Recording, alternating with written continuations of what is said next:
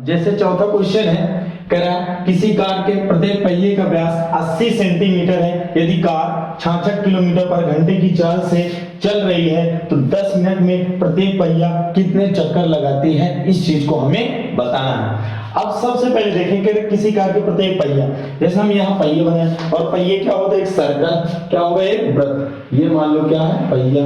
और इस पहिए की रेडियस, रेडियस मतलब त्रिज्या, हमने कितना मान लिया, r। तो कह रहा है प्रत्येक पहिए का व्यास, व्यास कितना है, व्यास है 80 सेंटीमीटर। कितना है, व्यास है 80 सेंटीमीटर। तो आपको पता है जो त्रिज्या रेडियस होती है वो व्यास का क्या होती है, आधी। व्यास 80 सेंटीमीटर तो त्रिज्या क्या हो जाएगा, 40 सेंटीमीटर। अब ध्यानपूर्वक समझिए इधर, देखिए यहाँ कार की चाल क्या है, स्पीड क्या है, 66 किलोमीटर पर घंटा। किलोमीटर पर घंटा मतलब एक घंटे में वो 66 किलोमीटर जाती है। अब देखो इसकी जो रेडियस है, त्रिज्या है, सेंटीमीटर में है, और जो इसकी चाल है वो किस में है, किलोमीटर में। तो यहां से ये समझिए यूनिट क्या होना चाहिए, सेम। यहाँ किलोमीटर है, यहाँ क्या है, सेंटीमीटर, ये यूनिट क्या होने चाहिए, सेम। तो यहां से एक काम ये करेंगे, सेंटीमीटर को हम क्या बना लेंगे, मीटर, और किलोमीटर को क्या बना लेंगे, मीटर। तो दोनों यूनिट क्या हो जाएंगे, मीटर में हो जाएंगे। तो यहां से चीजें क्या हो जाएंगे, यहां से आंसर आ जाएगा। तो देखो r बराबर क्या है, 40 सेंटीमीटर। तो यहां से आपको पता, अगर हम सेंटीमीटर को मीटर में बदलते हैं तो क्या करेंगे, यानी 1 मीटर में कितने सेंटीमीटर होते हैं, 100 सेंटीमीटर, आपको पता है। तो अगर सेंटीमीटर को मीटर में बदलना है तो उसमें हमको क्या करना पड़ता है, 100 से भाग, कितने से भाग, 100 से। ये जीरो से जीरो कट जाएगा, यहां से क्या आएगा, 4/10, और 10 में यानी 4 में 10 का भाग करेंगे तो 0.4 मीटर। तो यहां से r की वैल्यू क्या आ जाएगी, r की वैल्यू आ जाएगी 0.4 मीटर। क्या आ जाएगी, 0.4 मीटर। अब ध्यानपूर्वक समझिए, देखिए सबसे पहले हम यहाँ ये पता करेंगे, सबसे पहले कि जो पहिया है एक चक्कर में कितनी दूरी तय करता है। सबसे पहले हम ये देखेंगे, ये क्या है, पहिया है, ये पहिया क्या है, सर्कल। ये एक चक्कर में कितनी डिस्टेंस कवर करेगा। तो आप ये समझिए, अभी हमने बताया है कि एक चक्कर में तय की गई दूरी को हम क्या बोलते हैं, परिधि, और परिधि को ही बोलते हैं परिमाप। तो ये समझिए, ये पहिया एक चक्कर में जितनी दूरी तय करेगा वो किसके बराबर होगा, परिधि के। तो यहां सबसे पहले हम देखेंगे, यहां सबसे पहले देखेंगे कि एक चक्कर में तय दूरी, यहां लिखेंगे एक चक्कर में, कि ये पहिया एक चक्कर में कितनी दूरी तय करता। तो एक चक्कर में क्या लिखेंगे, एक चक्कर में तय दूरी, यहां से आएगा एक चक्कर में तय दूरी। तो ये क्या है, पहिया एक चक्कर में जितनी दूरी तय करेगा वो क्या होगा, अपने परिधि के बराबर। तो यहाँ एक चक्कर में कितनी दूरी तय करेगा, 2πr। आपको पता है 2πr, यहाँ से क्या है 2, और पाई की वैल्यू हम क्या रख दें, 22/7 रख दें, और r की वैल्यू क्या है, 0.4। क्या है, 0.4। तो यहां से ये किसमें आंसर आ गया, ये मीटर में, किसमें, मीटर में। तो यहां से ये समझिए एक चक्कर में तय दूरी मतलब ये पहिए के द्वारा एक चक्कर, ये पहिया एक चक्कर में इतनी दूरी क्या करता है, कवर करता है। अब यहां समझिए, आगे देखिए। अब देखो यहाँ कार की चाल क्या है, चाल यहाँ जो है चाल क्या दी है, चाल दिया है 66 किलोमीटर पर घंटा। क्या है, 66 किलोमीटर पर घंटा। मतलब ये जो कार है एक घंटे में 66 किलोमीटर जाती है। तो इसको हम ऐसे लिखेंगे, ऐसे लिख दें कि एक आवर, एक घंटे में कितने किलोमीटर जाती है, 66 किलोमीटर। मतलब इसका मतलब यह है कि एक घंटे में 66 किलोमीटर जाती है। एक घंटे में कितने मिनट, 60 मिनट। कितने मिनट, 60 मिनट। मतलब 60 मिनट में कितना जाएगी, 66 किलोमीटर ही जाएगी। हमसे बात क्या गई है, 10 मिनट की बात की गई है। तो कह रहा जब 60 मिनट में 66 किलोमीटर जाएगी, ये बताइए जब 60 मिनट में 66 किलोमीटर, तो यहां से लिखेंगे 1 मिनट में कितने किलोमीटर जाएगी, 66/60। क्या आएगा, 66/60 किलोमीटर। 60 मिनट में 66 किलोमीटर, तो 1 मिनट में क्या आएगा, जाएगा 66/60 किलोमीटर। ये समझिए ये जो कार है 1 मिनट में 66/60 किलोमीटर जाएगी।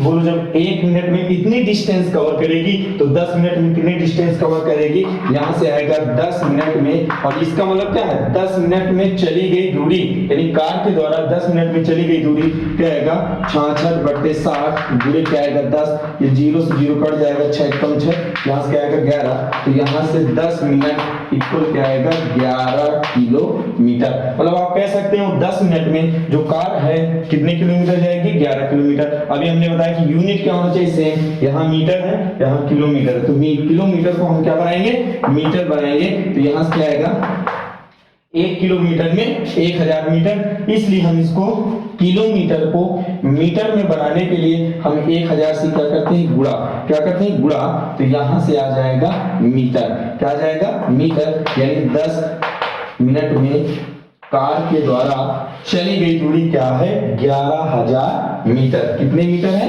11000 मीटर है। अब यहां से हम निकालेंगे चक्करों की संख्या, किसकी चक्करों की संख्या, तो चक्करों की संख्या क्या आएगी यहां से समझिए, चक्करों की संख्या क्या आएगी, ध्यान करो समझना, ये सर्कल एक चक्कर में इतनी डिस्टेंस कवर करता है और 10 मिनट में टोटल है कितनी डिस्टेंस इतनी, तो कह रहा इतनी डिस्टेंस जाने में इस पहिए को कितने चक्कर लगाना पड़ेगा, इस चीज को हमें दिखाना। तो चक्करों की संख्या क्या होगी 10 मिनट में, यहां लिखेंगे 10 मिनट में तय दूरी, 10 मिनट में तय दूरी, 10 मिनट में तय दूरी बटे 1 चक्कर में तय दूरी, क्या लिखेंगे 1 चक्कर में तय दूरी, यहां से क्या आएगा 1 चक्कर में तय दूरी।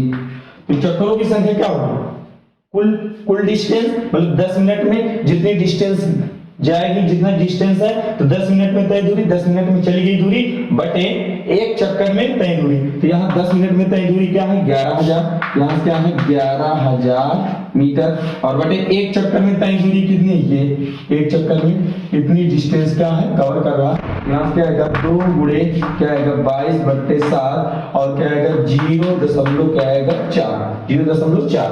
अब देखो ये 7 को हम ऊपर ले जाएंगे तो यहाँ से आएगा 11 गुणे 1000 और गुणे क्या आएगा 7 और अपान में क्या आएगा 22, और ये क्या है 22 और ये 2 भी है, क्या है 2 गुणे 22 और क्या है 0.4, कितना 0.4, 11 से काट दो 11 दूनी 22 कट गया, देखो 11 दूनी 22, 2 दूनी 4, ये 2 दूनी 4 और 4 से इसको काटेंगे 4 दूनी 8, कितना बचा 2 और कितना बचा 2, 4 पंजे 20, ये कितना आएगा 250, यहाँ से आएगा 250 और गुणे में क्या है 7 और बटे में क्या है 0.4, देखो 2 दूनी 4, 4 से इसको काटेंगे बटे में क्या है 4 है, तो यहाँ से 0.4, एक अंक बाद दशमलव है तो 10 का ऊपर गुणा करा दें, 10 का नीचे गुणा करा दें, क्या कराएंगे 10 का हमने ऊपर गुणा करा दिया और 10 का क्या करा दिया नीचे, 10 का गुणा कराते ही ये क्या हो जाएगा 4 और 4 से इसको काटिए तो ये 4 से कटेगा, 2 से काट दो 2 दूनी 4, 2 पंजे 10, फिर 2 1 कम 2, 2 दूनी 4, 2 पंजे 10, तो यहाँ से अब इसका मल्टीप्लाई कराएंगे तो क्या आएगा 125 गुणे क्या है 7 और गुणे क्या है 5। अब इसका गुणा कराएंगे तो यहाँ से क्या आएगा 125 और क्या है 35, इसको गुणा कराते हैं 125 में 35 को गुणा कराएंगे तो क्या आएगा 5 पंजे 25, 5 दूनी 10, 2 12, 5 1 कम 5, 5 1 6 और 3 पंजे 15 और 3 दूनी 6, 1 7 और 3 1 कम 3, तो यहाँ से आएगा गुणा कराएंगे 5 5 2 7 और ये क्या आएगा यहाँ से क्या आएगा 13 और ये क्या आएगा 43/75, तो इसका आंसर क्या आ जाएगा, इसका फाइनली आंसर आ जाएगा 43/75। तो आप यहाँ समझ सकते हैं कि जो चक्करों की संख्या आई है वो क्या है 43/75, 4375 चक्कर लगाएगी, तो आप यहाँ से समझ सकते हैं।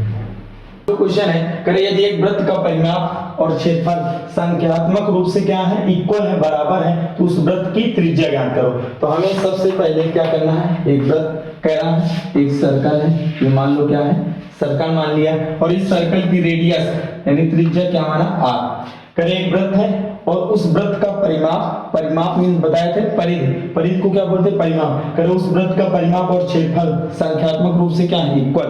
तो क्या है, एक सर्कल है, एक वृत्त है, और इस वृत्त का परिमाप और क्षेत्रफल क्या है, परिमाप और क्षेत्रफल दोनों क्या है इक्वल है। तो हमें r यानी त्रिज्या का मान निकालना है। तो यहाँ निकालेंगे, इस वृत्त की त्रिज्या क्या है r, तो यहाँ लिखेंगे वृत्त का क्षेत्रफल, वृत्त का क्षेत्रफल क्या है पाई आर स्क्वायर है ना, और यहाँ लिखेंगे वृत्त का परिमाप, वृत्त का परिमाप आपको पता है परिधि को ही क्या बोलते हैं परिमाप, तो क्या 2 पाई आर। करिए दोनों संख्यात्मक रूप से क्या है इक्वल, तो हमें त्रिज्या का मान निकालना। तो अकॉर्डिंग टू क्वेश्चन यानी प्रश्नानुसार, अकॉर्डिंग टू क्वेश्चन प्रश्नानुसार हम करेंगे क्या, पाई आर स्क्वायर वृत्त का क्षेत्रफल और वृत्त का परिमाप क्या है 2 पाई आर, दोनों क्या है इक्वल। तो यहाँ से क्या करेंगे, दिस पाई कैंसिल, तो यहाँ से क्या आएगा पाई आर स्क्वायर बराबर क्या आएगा 2r, तो यहाँ से आर स्क्वायर ये प्लस इधर आएगा माइनस का 2r इक्वल टू 0। तो यहाँ से r कॉमन लेंगे, r कॉमन लेंगे तो r माइनस का क्या बचेगा 2 इक्वल टू 0। अब यहाँ देखो कि किन्हीं भी दो चीजों को प्रोडक्ट, ये दोनों चीजों को क्या प्रोडक्ट, प्रोडक्ट मतलब होता है गुणनफल, किन्हीं भी दो चीजों को प्रोडक्ट, अगर किन्हीं भी दो चीजों का प्रोडक्ट अगर 0 के बराबर है तो या पहला 0 के बराबर होगा या दूसरा 0 के बराबर होगा या दोनों 0 के बराबर होंगे। तो r बराबर क्या आएगा, r बराबर 0 और यहाँ से क्या आएगा r माइनस 2 इक्वल टू 0। क्या करेंगे, एक बार इसको 0 के बराबर करेंगे, एक बार इसको इसके बराबर करेंगे, तो r बराबर क्या आएगा 2। तो त्रिज्या कितनी आ जाएगी 2 मात्रक, और r इक्वल टू क्या 0, 0 का मतलब होता है त्रिज्या, यानी r इक्वल टू 0 मतलब त्रिज्या का मान क्या है 0, मतलब ये क्या है पॉसिबल ही नहीं है, यानी ऐसा कोई वृत्त है ही नहीं। अगर वृत्त बनेगा तो कुछ ना कुछ उसकी क्या आएगी त्रिज्या आएगी, लेकिन ये क्या r बराबर 0 मतलब ये क्या वृत्त होगा ही नहीं। तो यहाँ से आप समझ सकते हैं ऑप्शन नंबर क्या है बी। तो यहाँ से यानी ऑप्शन नंबर क्या है फर्स्ट यानी ए, तो आप यहाँ से समझ सकते हैं।